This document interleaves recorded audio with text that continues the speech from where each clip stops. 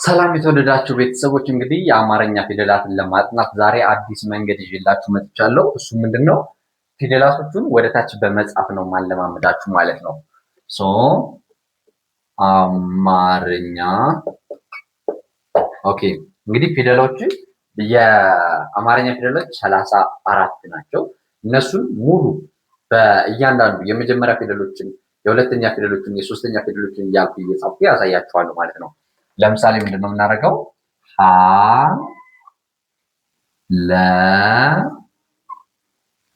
ሀ መ ሰ ሀ ለሀ መሰ ሰ አቀራረቡት ረ ሰ ያችሁ እንደዚህ ማለት ነው። ሰ ሸ ቀ ሸቀ በ ተ ቸ ሀ ነ እነዚህ ካስተዋላችሁ ሁሉም የመጀመሪያ ፊደሎች ናቸው። ሸ ነ ሀ ነ ኘ ኘ አ ከ ኸ አከኸ ወ አ አከኸ ወአ ዘ ዘ ዠ የ ደ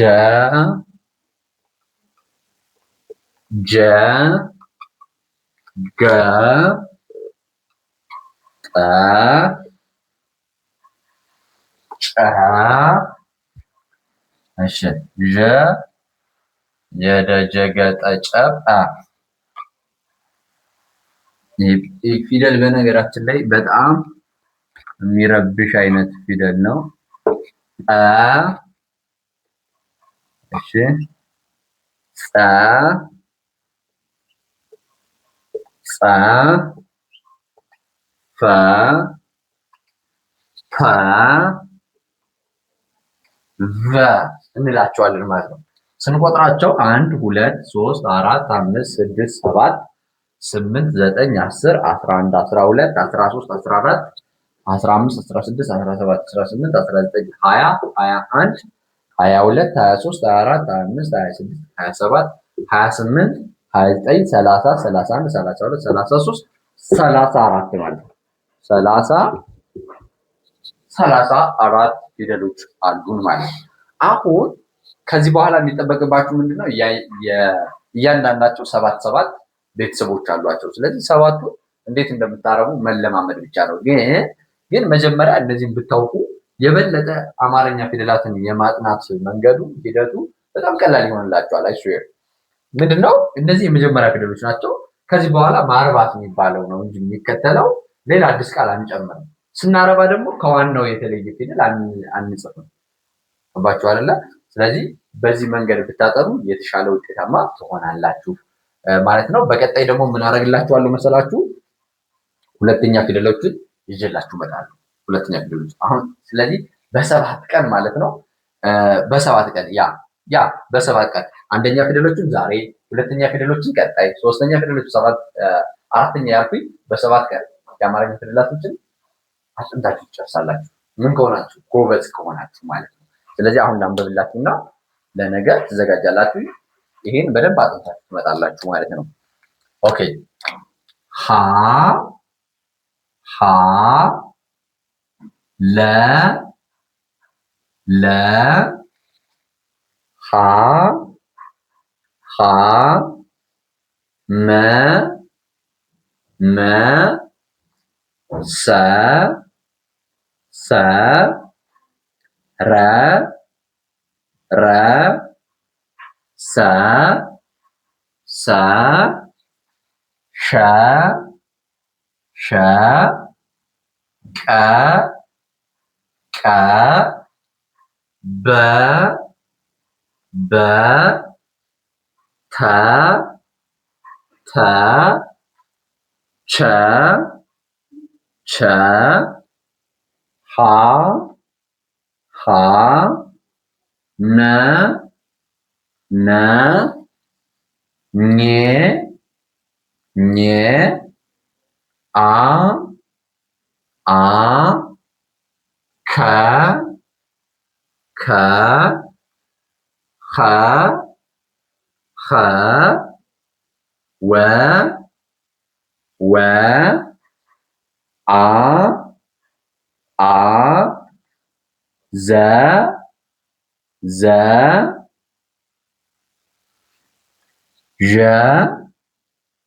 ዠ የ የ ደ ደ ጀ ጀ ገ ገ ጠ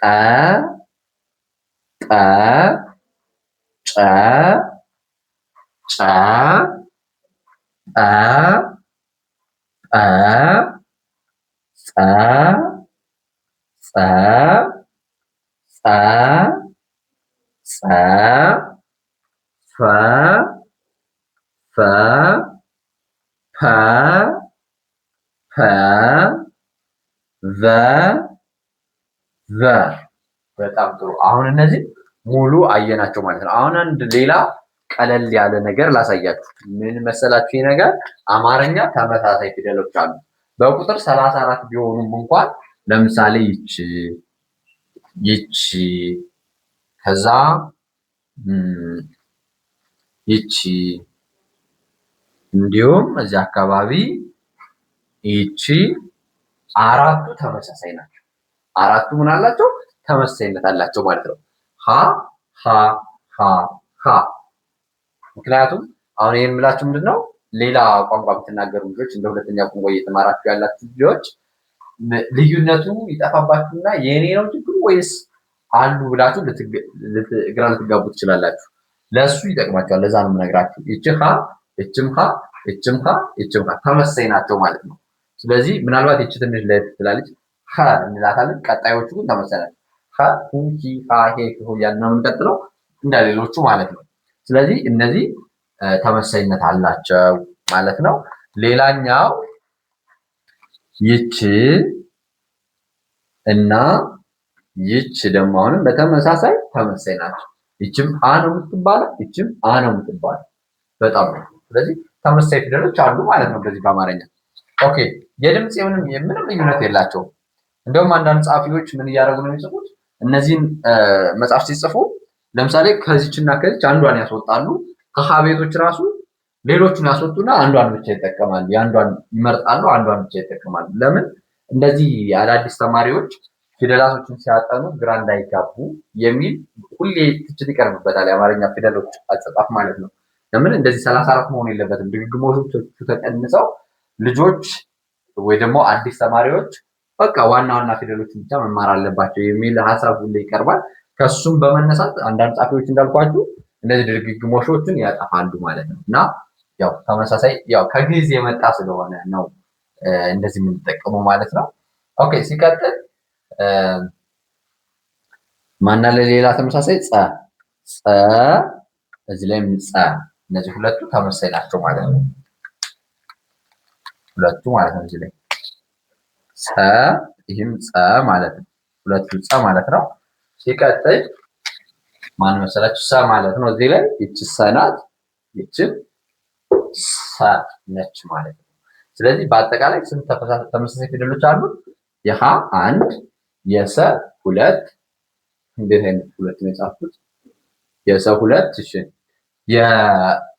የሀ ኦኬ፣ የአ ሶስተኛ፣ የጸ አራተኛ ማለት ነው። አራት ተመሳሳይ ፊደሎች አሉ። እነዚህ እንግዲህ ሲቀነሱ አስቡት። ከሀ ሶስቱን ስታስወግዱ ሶስት ቀነሳችሁ ማለት ነው። ከ34ቱ ሶስት ማስወገድ ማለት ስንት ሆነ ማለት ነው? 31 ሆነ። ከዛ ሰን አንዱ ስታስወግዱ 30 ሆነ። ከዛ ፀን አንዱን ስታስወግዱት 29 ሆነ። አን አንዱን ስታስወግዱት 28 ይሆናል። ልክ እንደ አረበኛው ማለት ነው። አረበኛ ላይ አሁን 28 ፊደላቶች አሉ። እነሱን ተጠቅመው ነው የሚጽፉት። ልክ አማርኛ 28 ናቸው። 34 የሚሞላ የድግግሞሹ ምናምን ነው። በዚህ መንገድ ማጥናት ትችላላችሁ። እንዳልኳችሁ ነገር የሚቀጥለውን ክፍል ይዤላችሁ እመጣለሁ። እስከዛ ግን ይህን በደንብ ማጥናት ይኖርባችኋል። ሰላማችሁ በያላችሁበት ይብዛልኝ። ጠንክራችሁ አንብቡ። ከዛ በተረፈ ግን እኛ በውስጥ መስመር እናስጠናለን። ቴሌግራም ላይ፣ ዋትሳፕ እና ኢሞ ላይ በሚመቻችሁ ደውሉልን። በውስጥ መስመር በሳምንት 5 ቀን በቀን 1 ሰዓት አጥንታችሁ በአጭር ቀን አማርኛ መጻፍና ማንበብ ትችላላችሁ ማለት ነው። እንደፈለጋችሁ ከአሁን በፊት በጣም በርካታ ልጆችን አስተምረናል። አዳዲስ ልጆች የምትመጡም ልክ እንደነሱ እኛ ጋር በአጭር ቀን ውጤታማ ሆናችሁ መመለስ ትችላላችሁ ማለት ፈልጋለሁ። በተረፈ ዛሬ የነበረን ቆይታ ይመስላል። ሰላማችሁ ያላችሁበት ይብዛልኝ። ሰላም፣ ፍቅር፣ ጤና ለሀገራችን። ይህ የእናንተው ምህረት ፋኖስ ኢትዮጵያ ነው።